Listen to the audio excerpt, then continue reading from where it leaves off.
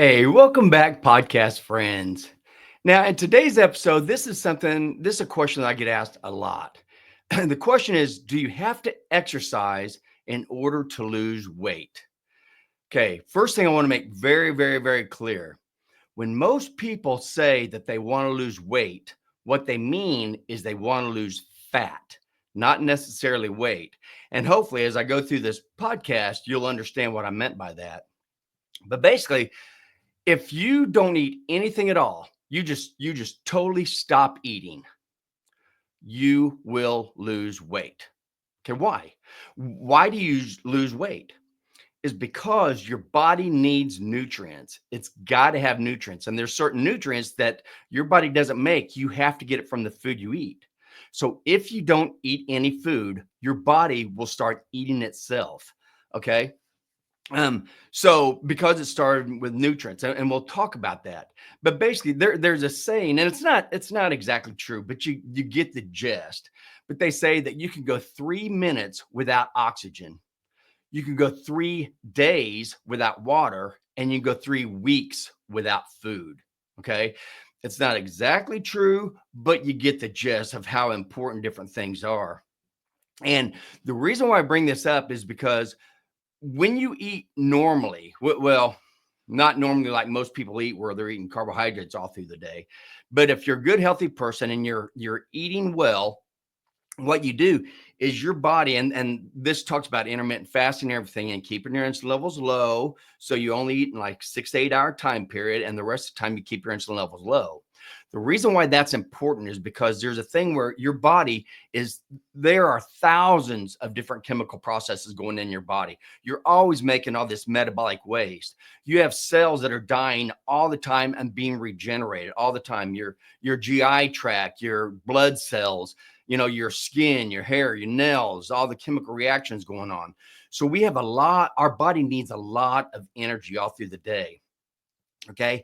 So one thing that happens when you eat normally is when you live your insulin levels low, there's a thing called autophagy. Autophagy, auto means self, and phagy means to eat. And that basically means you're eating yourself. And this is a good thing. Autophagy is a good thing if you keep it within regulations.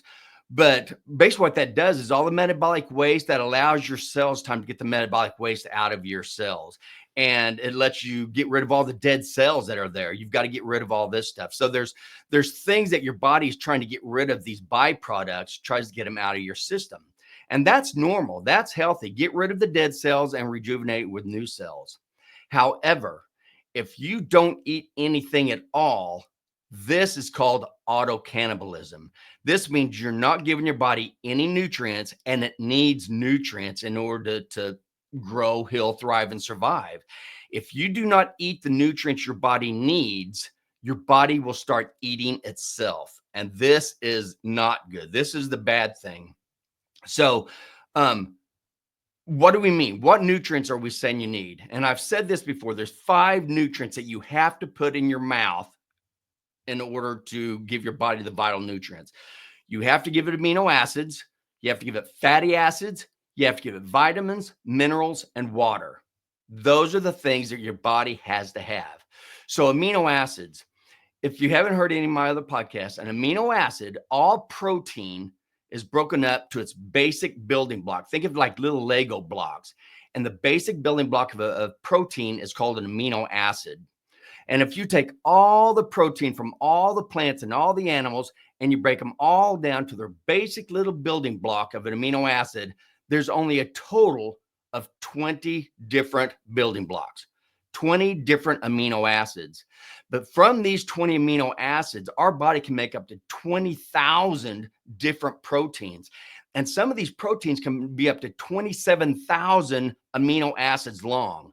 So we need lots of amino acids. We need lots of protein because everything in our body is made out of protein. Our bones, our muscles, our skin, all our internal organs, they're all made out of protein. So we need lots of protein every single day. Okay. Our muscles are a big thing where we have protein, but this isn't storage. That's just where our muscles are. That's what we need. So if we do not give our bodies enough protein, our bodies will steal it from our muscles because our bodies need the protein to make different hormones like insulin.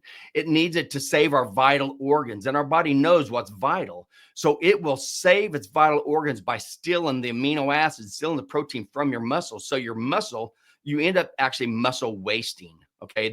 So you're losing weight because you're losing muscle. And this is not what you want to do.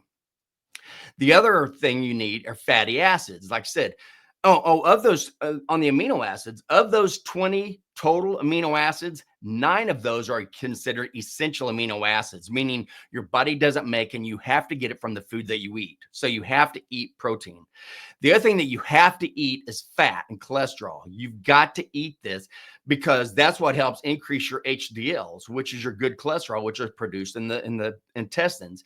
But we use fat for all kinds of things in our body. We use it for temperature regulation. We use it for cushion for all of our organs. We use every single cell in our body has a fatty cell membrane. Okay. So every time we're rejuvenating new cells, we have to have fat in order to do that. Then a lot of hormones are made out of this, out of cholesterol and out of fat. So we need it just for our hormones to be able to produce, like vitamin D and cortisol. Okay, these are important hormones that we have to have. And obviously fat is also used for energy. That's the big thing. And then vitamins, minerals, and water. But since we're talking about losing weight, we're actually talking about energy. And what we're talking about is mainly we're talking about glucose and we're talking about fatty acids, fat. So both of those are used for energy. Now, when you're talking about some of these silly diets that are out there, like the cabbage diet or any of these diets that have you just eat just like plants and nothing else but plants, you are malnourishing yourself. You're not giving yourself anywhere near the fat that you need because you're not going to get that from plants or, these cabbage diets or whatever that's out there. You've got to have fat in whatever you're eating, and you have to have protein. And yes, you can get protein from plants, but you have to eat a lot of plants in order to get the amount of protein that you need versus something like a piece of meat that has a ton of protein in a very small amount. And I've talked about that in past podcasts.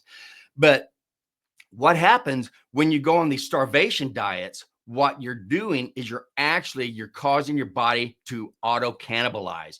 You're causing your body to eat itself. So yes, it will. If you're not putting anything in your mouth, you will burn your fat out because it needs the energy. It's got to burn your fat out, but it's also going to be burning your muscles. It's going to eat away your muscles because it needs the amino acids. So if you're on something like even Ozempic or all these stupid medications that are out there that have so many, over 66 adverse effects, including having your stomach removed, having part of your intestines removed, having your colon removed, having your gallbladder removed, having chronic constipation, having thyroid cancer. I mean, all these adverse effects that you see with these GLP-1s, and all they're doing is making it so you're not hungry. So when you're not hungry, you're not eating. When you're not eating, you're not giving your body the amino acids and the fatty acids and everything that it needs. So your body starts eating itself. And they've already shown that most of the weight loss that's done with people who are on these GLP-1 agonists is from muscle loss. So they're actually eating their own body. I've talked about this before. That's the craziest thing to do. You've got to give your body the nutrients. And if you just give up meat and fat, that's going to keep you feeling full a lot longer also. And you're giving your body the nutrients. So you're doing it the healthy way, not this way that you're actually eating yourself, the auto cannibalism. So that's the difference. So it's not about losing weight. It's about losing fat. You do not want to lose your muscles because you don't have excess muscles. We don't have excess muscles. Oh, I've got too many muscles. And that's important. We need our muscles. So we need them for strength. We need it for support. We need it for balance. We need it for movement. I mean, all these things that are so important, especially as you get older. That's a lot of times why elderly people get put in the hospital because they trip and they fall. And this a lot of times is because they don't have the balance. They don't have the lower body strength. They don't have good core support. So yes, you need your muscles, but you don't have excess. However, on fat, we have lots of excess fat, and we didn't used to. We had plenty of excess fat, but nothing like we have today because now people eat carbohydrates all through the day, and all those carbohydrates get turned into fat. And we'll go through that. But Basically, when you look at the excess fat, just so you know, again, we're talking about energy. In 1 gram of fat, there's 9 calories of energy in 1 gram. Okay. So there's 454 grams in 1 pound. So 1 pound of fat has 4,000 calories. So if you're 10 pounds overweight, that means that you have 40,000 extra calories just sitting on your body. And because you're overweight, what got you to become overweight is also what's keeping you from being able to burn that fat out of there, even though you have so much on board. So remember, 1 pound of fat, 4,000 calories. That's going to be important. So how does this compare to working out? Okay, because this whole thing is about, do you need to exercise? One, when you work out, okay, whether, and there obviously there's a range, but from the minimum, if you do a 60-minute weightlifting exercise, but you're not lifting a lot of heavy weights, you're just kind of there, you can burn around 180 calories. If you are really in the gym and you're up there and you're pumping out a lot of iron, then you could burn up to like 440 calories in 1 hour. Okay. 440 calories in a very strenuous weightlifting 60-minute session, 440 calories, to where for every pound of fat, you have 4,000 calories of fat. Okay. This is all going to play into it here pretty soon. But so why do our body is very good about keeping things, homeostatic, keeping everything kind of the same. Why does it allow us to just keep on accumulating fat over fat over fat and accumulating all this energy that we don't need? Okay. There's one reason. There's only one thing that is directly related to fat, getting fatter, and one thing that is directly related to eating your fat. Okay. And that one thing is insulin. When your insulin levels are high, it forces your body to store fat. You cannot burn it. When your insulin levels are low, it forces you to eat your own fat. The fat's coming out of your fat cells and you're using that for energy. Okay. So that's what you want. You want to keep your insulin levels low because, again, when you're losing weight, you're not actually talking about losing weight. You're talking about losing fat. The only way that you are going to lose fat is to keep your insulin levels low so you can burn that fat out of your fat cells. And I'll go into this in quite a bit of detail in just a little bit. Okay. And I actually explained all this as far as why your insulin, when your insulin levels are high, it forces you to store fat. And when it's low, it forces you to burn your own fat. I explained that whole thing in episode number 34 on what determines whether we store fat or burn it for energy. So I highly recommend you go back and listen to that episode 34 because it really explains a lot.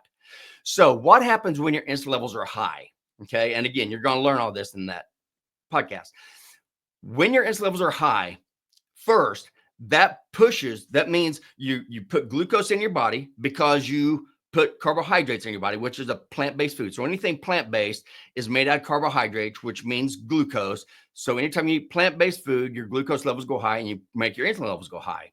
When your insulin levels go high, okay, it pushes glucose into your muscle cells. And like we just said, it pushes fat into your fat cells. And besides pushing glucose in your muscle cells, it also pushes glucose into your glucose storage cell, which is called glycogen. And in glycogen, you have 10% of your liver and 1% of every single skeletal muscle has glycogen stores. These are glucose stores. So when your insulin levels are high, it's a storage hormone. So it stores glucose in your muscle cells, stores glucose in its glycogen stores because it's trying to fill up its glycogen stores. And then all the excess that you don't use, that you're not burning, it takes all that excess glucose, turns it into fat in the form of triglycerides. And then because your insulin levels are low, it pushes because your insulin levels are high, it pushes those triglycerides in the fat cells. So just the fact that you keep your insulin levels high, you cause your body to turn all this excess glucose into fat, and you also cause your body to store the fat. Okay, that's what happens. When your insulin levels are low, okay, when they're low, that causes you to burn fat out of your fat cells. Okay, so you're burning fat out of your fat cells, but it also pushes fat into your muscle cells because your body knows that is where you're actually supposed to be. You getting your energy is from fat. So As far as energy, the best way to think about this is you have energy in your blood and you have energy in storage. Okay. So you need to think about both of those. Both glucose and fat are used for energy. And the way your body does it, it's going to get the energy. All it knows that needs energy. It's going to use whatever it has there, kind of. Okay. So first thing it's going to do is going to take all the energy out of the blood. And after it does that, it's going to take all the energy out of your storage. Okay. So when you start working out, okay, first thing it's going to take the glucose, and it's always going to prefer the glucose over the fat because glucose is much easier to burn. It's not a very clean burn, but it's easier. So first it's going to take glucose out of the blood. Then it's going to take fat out of the blood. Then it's going to take glucose out of its glycogen storage cells. Remember, 10% of the liver and 1% of each skeletal muscle. And then it's going to take fat out of the fat cells. So glucose from the blood, then fat from the blood, then glucose from the storage, then fat from the storage. That's how your body utilizes energy. And again, I kind of talked about this in episode 35 on which is the best energy source, carbohydrates or fat. But just so you know, let's just look at glucose for the first. Okay. If you're using glucose as your energy source, first, if you look at all the glucose that's in your bloodstream right now, you have an average of about 2 teaspoons, 1 teaspoon of glucose, 2 teaspoons of sugar. Remember, sugar is sucrose. That's half glucose, half fructose. That was in past podcasts. But basically, you have 4 grams of glucose. Okay, so equivalent about 2 teaspoons of sugar. So there's 4 calories for every gram of glucose. Remember, there's 9 calories for 1 gram of fat. There's only 4 for glucose. So that means if you have 4 grams of glucose going around in your bloodstream, you only have 16 calories of active energy floating around in your bloodstream at any one time. So, but then when you look at storage, you have, remember the glycogen storage, that's how you store glucose. It's like little glucose bricks. 10% of your liver and 1% of each skeletal muscle. But the skeletal muscles can only be used. The glycogen in each skeletal muscle is only good for that one skeletal muscle. Okay, not everything. So as far as the glycogen, these glucose bricks, is stored form of glucose in your liver only stores about 100 grams of glucose. So this is about 400 calories. Remember, 1 gram is 4 calories. So you have about 400 calories in there. And then all your muscle glycogen, you have about an additional 400 grams there. So it's about 1,600 calories of stored glucose energy in your muscles. So altogether in your stores, you have 400 calories in your liver. You have about 1,600 calories in your muscle. So you have 2,000 calories. Now remember, 2,000 calories is all you have. Now, this is going to get you through a good hard workout because remember, in a good hard workout, you're only burning about 440 calories. Okay. So that could be enough, but all the excess that you have, again, this is going to be turning into triglycerides and it's going to be stored. Okay. Now, as far as fat, let's look at the fat. Remember, there are only 4 grams of glucose in the blood. Fat totally depends on how much you have in your blood. If you are eating like carnivore or keto, one of these good, healthy nutrition plans where you keep your carbohydrates low, that also is keeping your insulin levels low. And when you do that, you're using fat for your energy source. So your blood fat, your LDLs may be elevated, quite a bit. They could be over 300. If you're really healthy, you could have LDL levels high because you're using that for energy. So you have all these fat mobiles going around, putting the fat in all the different places it needs. I remember fat's used for a lot of things: temperature regulation, cushion, all the cell membranes, energy. I mean, there's so many things that fat's used for. So it makes sense that you're going to have all this fat floating around in your system. Okay. So now you have these, the fat that's in your blood, and then you have the stored fat. And remember, 1 pound is equivalent to 4,000 calories. So you start putting all this pounds of fat on, and what happens is the reason you're putting it on is because you're eating carbohydrates. Carbohydrates keep your insulin levels high, and they force you to turn glucose into fat and then store that fat. So that's the whole thing, is you're keeping your insulin levels too high for too long because you eat carbohydrates all through the day. So as far as how much can be stored, that's where everybody's different. It all depends on how your cellular makeup is. But no matter what, you only have so many subcutaneous stores in general. And once those stores are filled, now you start storing all this fat around your visceral organs. And that's when all the damage really starts happening, is when you get all this fat around your organs. So when people look at obese people, they just think of the fat on the outside that they see. You've got to look at the fat on the inside. That is where all the damage is. If you've got fat on the outside, you've got fat on the inside. And again, all you have to do is measure around your waist or around your stomach at the biggest part, up around your belly button. Measure that, and that amount in inches should be equal to or less than half your height. If it is more than half your height, you are storing fat around your internal organs, and this is not a good thing to do. So the whole question, do you have to exercise to lose weight? No, you do not. And remember, you're not losing weight, you're losing fat. So in order to lose fat, if you're doing it just by exercising, you will never get to your fat stores. You're going to burn the glucose out of your blood, then the fat out of your blood, and then the glucose out of your stores. Unless you're something like a marathon runner, that's totally different. We'll talk about that in just a little bit, what happens there. But so no, you do not have to exercise. In fact, exercising can be hard on you. And I'll talk about that in just a little bit also. Now, exercise is very important. I'm not saying that a bit. Exercise is very important. Like I said, that's what helps build your muscles, especially if you're doing resistance training, that's going to build your muscles. If you're doing cardio, that's going to help, strengthen your heart and your blood vessels. And so you need both of those. Okay. You need to be able to exercise this way. However, and remember, it's because you need your muscles. You need it for strength and stability and balance and flexibility and everything, just actual moving.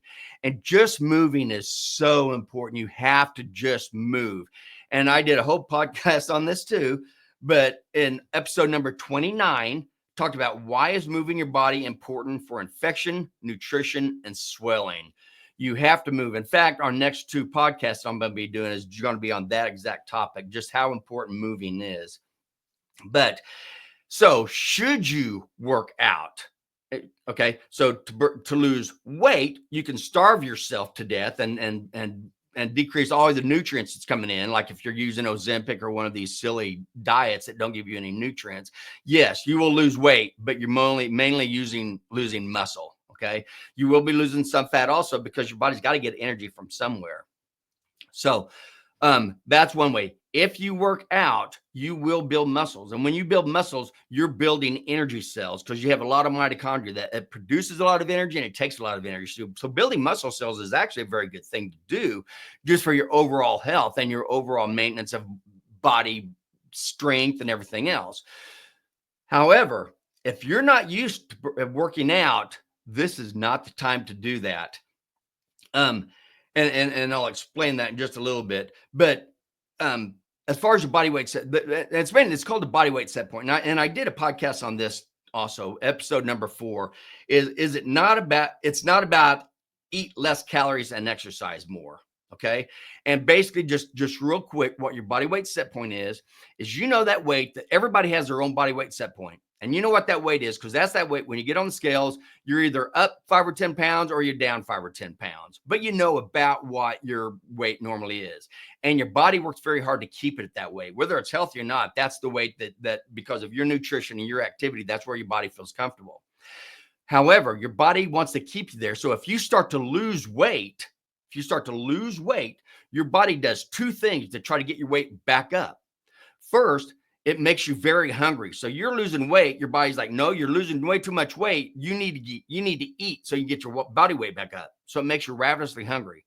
The other thing that happens when you start to lose weight is your body slows your metabolism down. Your body can adjust its metabolism up and down by 30%.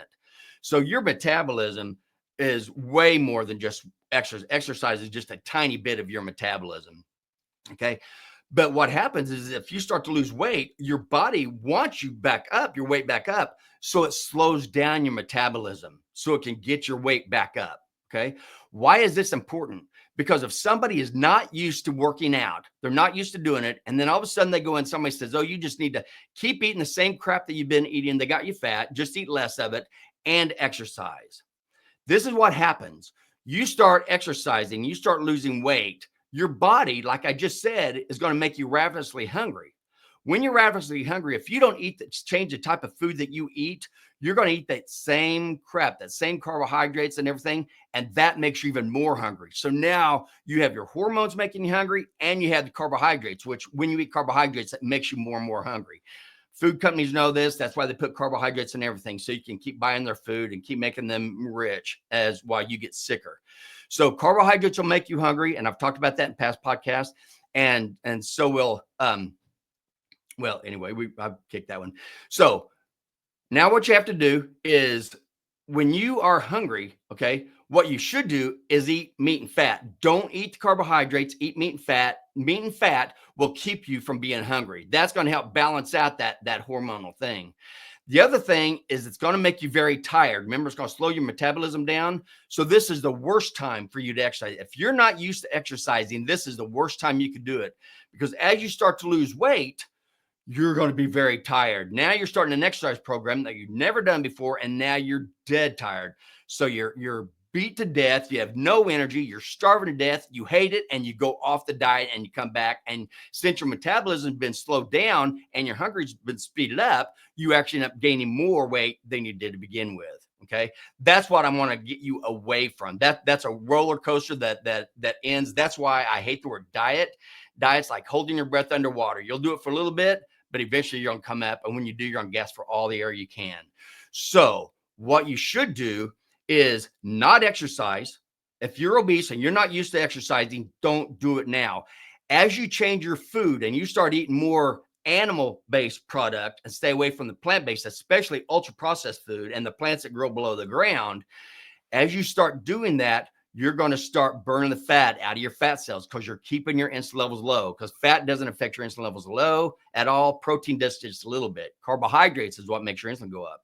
So you keep your insulin levels low. You burn the fat out of your fat cells. You start losing weight, but you're keeping your muscle because you're eating the protein, and you're keeping your fat. You're keeping your omega-3 and your omega-6, your essential fatty acids. You're keeping that because you're eating good animal meat with animal fat, and that's all good. So you're giving your body and all the vitamins and minerals. You're giving your body all the nutrients it needs, keeping your insulin levels low, and so all you're doing is burn fat out of your fat cells. When you do this, you start feeling a lot better. And it's not just burn the fat out of your fat cells, it's burn the fat off your organs also. So this is why you can get off a lot of the medications that you're on, if not all of them. So you start making your body heal again. So as you're starting to lose weight, you change the food, you keep your insulin levels low, you don't exercise until you start feeling more energy. And you will. As you start losing weight, you're going to have so much energy on board. That's what you're going to want to do, is burn that energy. So you're going to want to exercise. And then it just really gets easier and easier and better as far as the weight loss. So do you exercise when you're trying to lose weight? If you are used to working out, definitely keep doing it. If you're not used to working out, this is not the time to do it. Wait until you start losing your fat. And as you lose your fat, you're going to feel better and energized that way. So just to kind of put this all into perspective, let's go through a workout. Let's go through like a marathon, okay, marathon runner. And say this marathon runner is like most people, and they're carbohydrate burners. That's what they use for their energy, okay? We're supposed to use our fat and our carbohydrates, our glycogen stores and glucose. That's only supposed to be for our fight or flight energy. That's why we have such little energy on board. We only have 2,000 calories on board through glucose, okay? Because that's not supposed to be our main energy source. Fat is. So, but if you eat carbs all the time, you keep your insulin levels all the time, you're storing fat all the time, and you're using glucose for energy source, this is what happens. So you're running and you eat these carbohydrates, okay? Especially runners, like marathon runners, who they carb load. They'll go and they'll eat a bunch of carbs the night before a run because they're trying to put all this glucose in their cells because they don't have a lot in their storage. So you eat these carbs, your blood glucose goes up because all carbohydrates, which means plant-based food, it has a building block of glucose. So anytime you eat carbs, your glucose levels go up. When your glucose levels go up, your insulin levels go up. When your insulin goes up, remember that pushes glucose into your muscles where these runners are wanting it, so it can burn that for energy. But it's also pushing glucose into your glycogen stores. So it's trying to fill up your glycogen stores and putting all this energy into your muscles. Then, as you keep on working out, all of a sudden your blood glucose starts to drop because your muscles are using all of it. As your as it uses it and your glucose levels go down, your insulin levels come down. When that happens, you start tearing down the glycogen, those little glucose bricks, because when your insulin level is low, that stimulates your glucose, your glycogen to break down and put more glucose in the bloodstream. So now you're getting glucose out of your storage cells. But remember, you don't have that much in your storage cells. So if you're weightlifting, you'll be able to take care of it just with what's in storage. But if you're not, and you're doing this marathon run, now you start depleting the glucose out of your muscle cells, and you start depleting the glucose out of your stores also. So now what happens, and this is what happens, is you're used to that. You're eating all these carbohydrates. And that's why these people, these carb burners for marathons, as they run the marathon, they're constantly eating drinking these glucose drinks all through the marathon, because they have to keep replenishing that glucose because they don't have enough on board in their storage. Okay, so that's what they're doing. So they keep replenishing this glucose, but when they don't, their insulin levels drop. And when the insulin's drop, or the insulin's increase because you're putting on this glucose, then all of a sudden the glucose drops, so your insulin drops, but now you don't have any more stores. And this is what the marathon runners call hitting a wall. They've been running, and all of a sudden they hit a wall. They have no energy. And that's because they've run out of all their glucose stores, all their glucose. They don't have anything else. However, a lot of runners know that if you can pass through that wall, go through that wall, you get like a second wind. What that second wind is now your glucose is gone, so your insulin levels are dropped, and now you can start burning fat out of your fat cells, and now you have more energy to give yourself. Okay, so that's what happens with glucose. That's why they have to continuously replenish themselves. Now let's look at a carnivore. Okay, if you're a carnivore, if you just eat meat and fat and you keep your insulin levels low all the time, now you're a marathon runner. You don't have to carb load, because you use your fat for your energy source, just like we are meant to do, because you don't eat the carbohydrates, so you don't get the high insulin levels. You get low insulin levels, so you burn your own energy. So now you have this runner, and he's sitting there, and he's used to burning his own fat, so it's already got this fat system going. It's already going. So when he runs, he doesn't have to put anything in his mouth. He can just run, and since he keeps his insulin levels low, he burns fat out of his fat cells. But remember the other thing, when your insulin levels are low, you push fat into your muscle cells. So while you're running, your fat's coming out of your fat cells and going straight into your muscle cells. It just rewinding. So you're constantly replenishing your muscles with energy, and you're doing it from the fat out of your fat cells. So if you're a carb burner exercising, you're never going to get to your fat because you're constantly keeping your insulin levels high. If you are a carnivore or keto or someone who keeps your insulin levels low, you'll be able to lose a lot of fat during a workout, because that's where it's getting your energy, is from the stored fat. And that's exactly what you want to do. So please remember, it's not about losing weight. It's about losing fat. And the only way you can lose fat is to keep your insulin levels low. That's the only way you're going to burn fat out of your fat cells. And the way you keep that low is keep carbohydrates out of your mouth. Okay. Especially ultra processed foods. You should never eat any of that stuff. It's all horrible. Ultra processed grains, fructose and high fructose corn syrup and sugar, and these horrible toxic seed oils and vegetable oils. So definitely stay away from all the box, bottle, bag, can that have the labels on it. Okay. That's one thing. Then when you talk about the natural carbohydrates, you're talking about plants or fruits and vegetables. When you do this, remember, if you really have a lot of weight to lose, you probably shouldn't put anything in your mouth, but at least stick with the plants that grow above the ground. Okay. They call it green leafy plants, but it just means the plants above the ground, because they're not going to have as much carbohydrate in them. If you eat the stuff that's below the ground, like potatoes and carrots, that has what's called starch. So those are long chains of glucose. So you're going to be putting a lot of glucose in your mouth when you eat those. So it all depends on where you are. As far as exercising, if you're used to exercising, keep up. It's wonderful. I'm all for you. We work out, we try to work out 4 to 6 times a week. Okay. But if you've never worked out before, this is not the time to do it, because your body weight set point will make you tired and make you hungry. So you have to counteract that. Just as I said, the way you counteract that is, instead of the hunger, if you eat a lot of meat and fat, that keeps you feeling full for long periods of time. So you don't have to worry about the hunger that this is causing you. And you're also, if you're not working out, then you don't have to worry about the tiredness. Go ahead and sleep. Take your rest. It's very, very important at first until you reset your body weight set point, and then you're going to start losing it, losing the fat that you really wanted to lose. So anyway, that's what I have for now. As far as this marathon, and a lot of this information that I got was from a guy by the name of Mark Sisson. And Mark Sisson was actually a keto marathon runner. And so he knows what he's talking about. And the next 2 episodes, I'm going to be going over just a new book that Mark Sisson has out. And we'll talk about in the next episode. Thank you so much for joining me. I hope this helped. I hope I didn't make it, more confusing. But that's all I have for now. And as always, thank you so much for listening. Have a fantastic week. And as always, make simple, healthy choices to live a quality life.